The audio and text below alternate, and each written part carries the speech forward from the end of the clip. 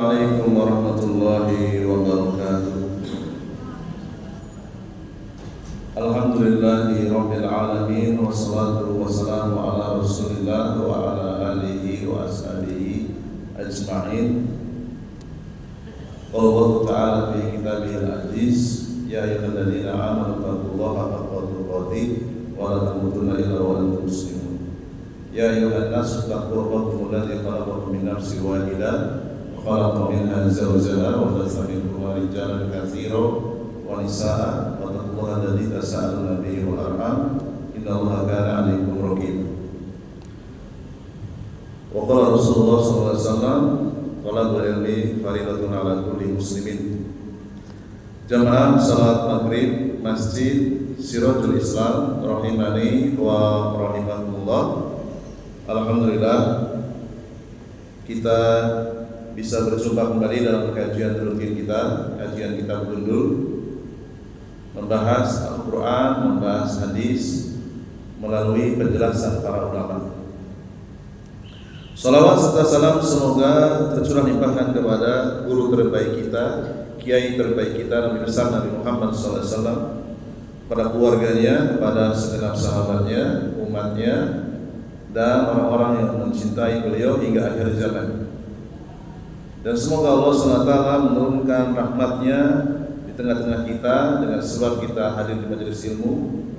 Dan semoga dengan rahmat tersebut dosa-dosa kita yang telah lalu diampuni, dan di masa yang akan datang kita dijaga oleh Allah dari perbuatan dosa dan maksiat. Pada kesempatan kali ini kita melanjutkan kembali pembacaan kitab Tazkiyatun Nafsi Mafhumuha wa Maratibuha wa Asbabuha. Sudah saya edarkan terjemahnya. Bagi yang pernah mondok mau kitabnya, nanti bisa saya kirim PDF-nya, tinggal di print sendiri. Qala al-mu'allifu hafizahullah ta'ala, berkata penulis, maratibu tazkiyatin nafsi, tingkatan pensucian diri. Al-martabatul ula, tingkatan yang pertama, tazkiyatun nafsi bi fi'lil masyru'i, yaitu tingkatan pertama penyucian diri dengan cara mengerjakan amalan yang disyariatkan. Berarti kalau kita melakukan ibadah yang tidak disyariatkan, maka itu tidak akan bisa mensucikan diri. Yang ada hanya letih dan buang waktu. Umpamanya orang naik haji harusnya ke Masjidil Haram, ke Mekah, Saudi Arabia, dia naik haji ke Yaman misalnya, ya, maka tidak diterima, tidak sah, tidak bisa mensucikan dirinya. Atau dia sholat harusnya menghadap kiblat, dia membelakangi kiblat, maka sholatnya tidak bisa mensucikan pelakunya. Atau dia sholat tanpa berwudu, ya, padahal air tersedia, badannya juga sehat, dia sengaja sholat tanpa berwudu, maka sholatnya tidak diterima, tidak bisa mensucikan pelakunya. Wa takunu bi ta'ahhulil muslimi li imanihi wa li asbabi ziyadatihi wa tajannubi asbabin naqsi, wa ma'lumun anna al-imana muta'alliqun bil i'tiqadi wal qawli wal 'amali. Wa min huna yatabayyanu anna tazkiyata tarji'u ila hadhihi al-ajza'i salasati al-i'tiqadi wal qawli wal 'amali. Hendaknya seorang muslim itu dia selalu memperhatikan kondisi keimanannya, memperhatikan sebab-sebab yang dapat menambah keimanannya. Hendaknya seorang muslim dia menjauhi segala sebab yang dapat mengurangi keimanannya. Dan telah diketahui bersama bahwasanya iman itu bertambah dengan ketaatan, dan kebalikannya iman itu berkurang dengan kemaksiatan. Al-imanu yazidu wa yanqus. Yazidu bit ta'ah, yanqusu bil maksiyah. Jadi tazkiyatun nafsi ini sangat erat dengan kondisi keimanan seseorang, berkaitan dengan keyakinan, kemudian amalan anggota tubuh dan amalan lisan. Tidak ada tiga ya, amalan batin, amalan lisan, amalan anggota tubuh. Berikutnya, amma at-tazkiyatu al-muta'alliqatu bil i'tiqadi fatakunu bi tahqiqil a'malil qalbiyyati minal mahabbati wal khaufi war raja'i wa tawakkuli wal ikhlasi lillahi subhanahu wa ta'ala fil amali wa ma yakunu fil qulubi min ta'dhimillahi azza wa jalla wa ta'dhimi syar'i wa min mahabbati din wa mahabbati ahlihi. Kullu hadza mimma tuzakku bihi al-qulubu wa yuslahu bihi haluha. Wa li hadza qala Nabi sallallahu alaihi wasallam ala ma jaa fil hadis Nu'man bin Bashir. Tazkiyat yang berkaitan dengan amalan hati, dengan amalan batin, di antaranya adalah cinta, kemudian apa? Takut, berharap, tawakal, ikhlas karena Allah. Apalagi rasa pengagungan kepada Allah di dalam hati, pengagungan hati kepada syariat, yaitu mencintai agama Islam, mencintai pemeluknya, mencintai orang Islam. Ini semua dapat mensucikan batin, memperbaiki kondisi batin. Oleh sebab itu Nabi sallallahu alaihi wasallam bersabda dalam hadis yang datang dari jalur sahabat yang mulia Nu'man bin Bashir radhiyallahu anhu, disebutkan dalam Sahih Bukhari Muslim, Rasulullah bersabda, ala inna fil jasadi mudghah. Sesungguhnya, ketahuilah sesungguhnya di dalam tubuh manusia itu ada segumpal daging.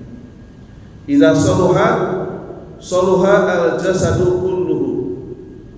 Jika segumpal daging itu suci, maka seluruh tubuhnya suci.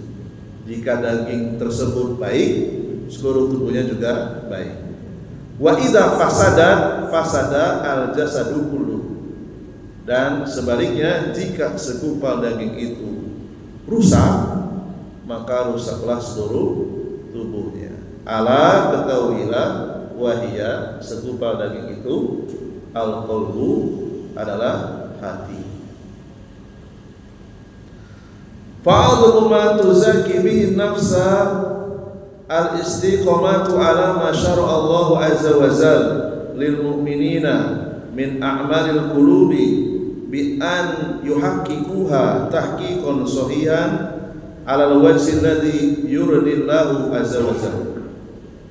Tazkiyatun nafsi terbesar bagi seorang mukmin, dia dianggap telah bisa mensucikan dirinya sampai berpisah dengan dunia ini, yaitu ketika dia berusaha istiqomah, berusaha konsisten di atas syariat Allah Subhanahu wa taala, melakukan amalan batin dengan usaha perwujudan yang sahih mendapatkan ridho Allah Azza wa Jalla, yaitu cinta, takut, berharap. Ini adalah amalan batin yang kata para ulama, tiga perkara ini, cinta, takut, berharap, ini adalah tiga rukun semua amalan ibadah. Jadi ketika kita melakukan ibadah, tiga-tiganya harus ada. Jadi kita sholat awalnya mungkin dipaksa, ya. Kalau bisa kita sholat karena memang kita mencintai sholat. Kemudian Di dalam diri kita harus ada rasa takut. Takut sholat kita kurang diterima, mungkin kurang khusyuk, ya, kurang menghayati bacaan-bacaan yang kita ucapkan. Takut, ya. Kemudian berharap, ya, optimis, sangat menginginkan sholat kita diterima oleh Allah SWT. Ya. Tiga-tiganya harus ada dalam diri seseorang. Nah, itu namanya mengelola batin. Ya. Karena kalau kehilangan salah satu, itu bisa menyimpang. Ya. Kalau seseorang beribadah hanya menggunakan rasa cinta saja, takutnya nggak ada, berharapnya nggak ada, dia bisa menjadi orang yang ekstrim, menyimpang. Cintanya nggak ada, berharap nggak ada, hanya takut saja. Dia bisa masuk kelompok Khawarij yang suka, ya, mengeluarkan orang Islam dari Islam. Demikian juga orang yang hanya berharap saja, cintanya nggak ada, takutnya nggak ada, maka dia bisa masuk kelompok yang menyimpang, yang disebut oleh para ulama kelompok Murji'ah. Itu ada pembahasan tersendiri. Dijelaskan dalam kitab yang lain, dalam kitab Syarh Ba'di Fawaidi Suratil Fatihah, di kitab tersebut halaman 9, penulis menyebutkan alhamdulillahirabbil alamin, alhamdulillahi ala madza ala ni'amihi fahuwa yuhmadu subhanahu wa ta'ala li dzatihi wa li asma'ihi wa sifatihi wa li af'alihi fahuwa al-mun'imu ala ibadihi fa kullu mun'imun fahuwa yuhmadu ala qadri ma an'ama wa hadha yaqtadi an yuhabba li anna an-nufusa jubilat ala hubbi man ahsana ilaiha wallahu jalla wa ala huwal muhsinu wa huwal mun'imu wa huwa al-mutafaddilu ala ibadihi fatuhibbuhu al-qulubu ala ni'amihi wa ala fadlihi wa isanihi mahabbatan la yu'adiuha mahabbah. Jadi ungkapan rasa cinta di dalam hati kepada sesuatu itu akan ditunjukkan dengan memuji, dengan lisannya. Kalau dia jujur, ya. Jadi kalimat alhamdulillah dan seterusnya itu pujian kepada Allah. Atas dasar apa kita ucapkan alhamdulillah? Biasanya kata alhamdulillah diucapkan ketika kita mendapatkan nikmat.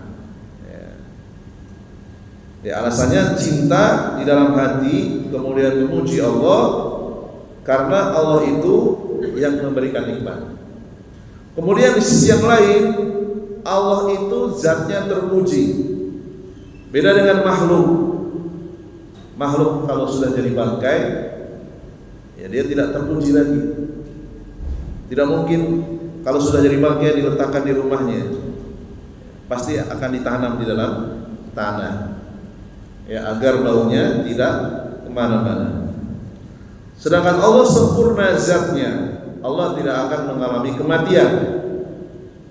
Allah juga sempurna nama dan sifatnya. Beda dengan makhluk. Terkadang makhluk itu namanya bagus, namanya Pak Bagus, tapi kelakuannya tidak sesuai dengan namanya. Ada tidak? Ada. Namanya mutakin misalnya, gitu ya. Ternyata tertangkap basah mencuri misalnya. Berarti kan nama tidak sesuai dengan sifatnya. Adapun Allah, antara nama dan sifat itu sempurna. Ya. Jadi makhluk itu punya sisi terang dan sisi gelap.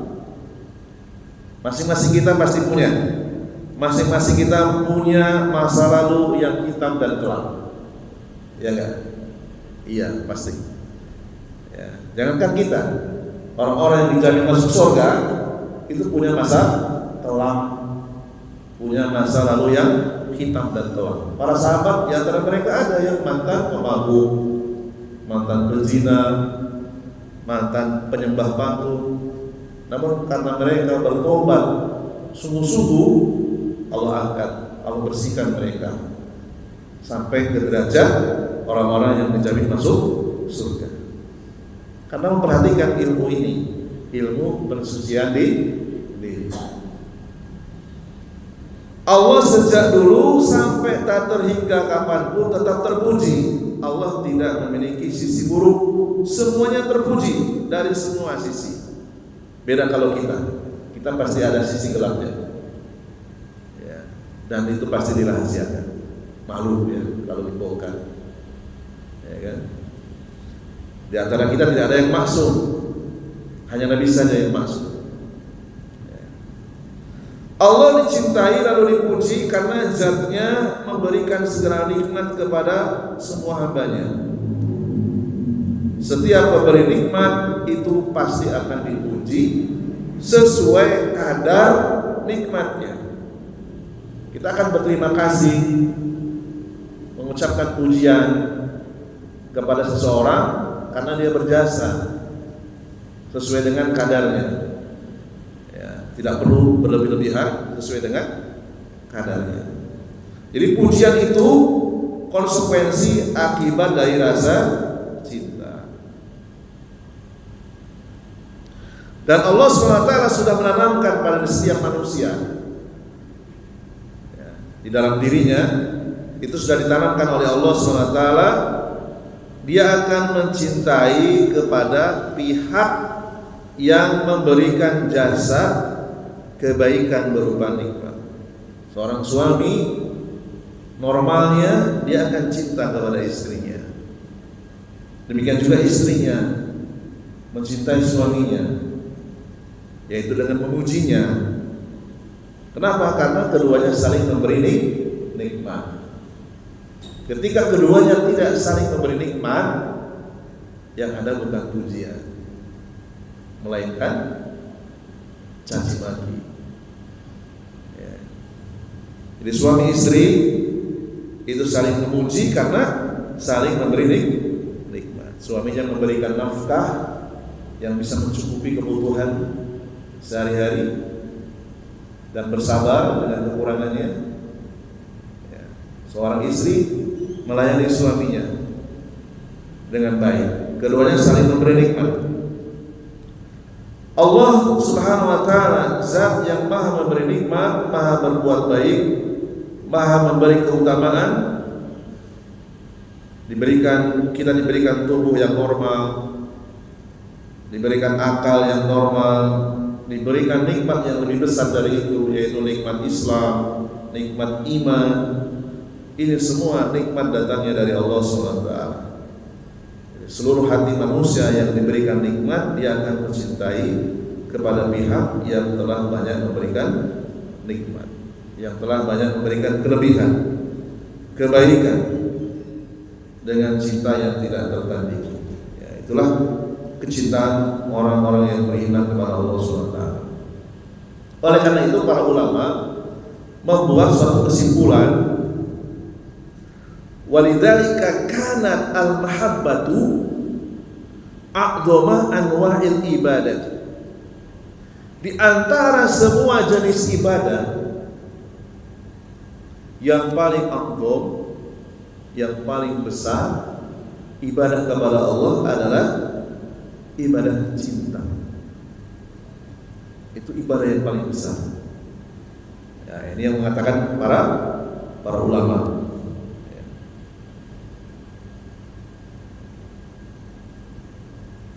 Jadi paling top, paling hebat itu ibadah cinta dibandingkan jenis-jenis ibadah yang lainnya. Jadi ayat yang diucapkan setelah Bismillahirrahmanirrahim, yaitu Alhamdulillahirabbil alamin, terjemahnya adalah segala pujian itu hanya untuk Allah, Tuhan seluruh alam.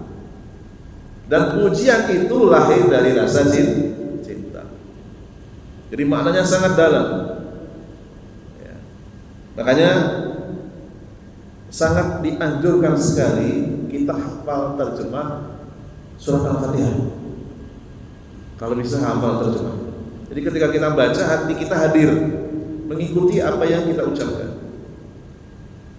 Ya.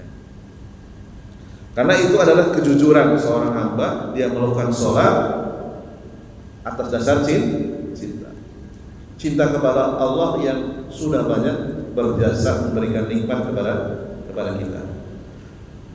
Nabi sallallahu alaihi wasallam mengajarkan kepada kita agar Allah memberikan kemudahan kepada kita supaya kita terus bisa mencintai Allah. Ada sebuah zikir, ada sebuah doa yang bisa kita hafal, yang kita bisa amalkan, yaitu apa doanya? Allahumma a'inni ala zikrika wa syukrika wa husni ibadatika. Ya. Apa maknanya? Allahumma ya Allah, tolonglah aku untuk selalu mengingatmu, mengingat kebaikan-kebaikan Allah, bersyukur kepadamu, memperbaiki ibadah kepadamu. Hadis ini hadis riwayat Imam Nawawi dalam kitab Al-Majmu' lin Nawawi juz 3 nomor 408.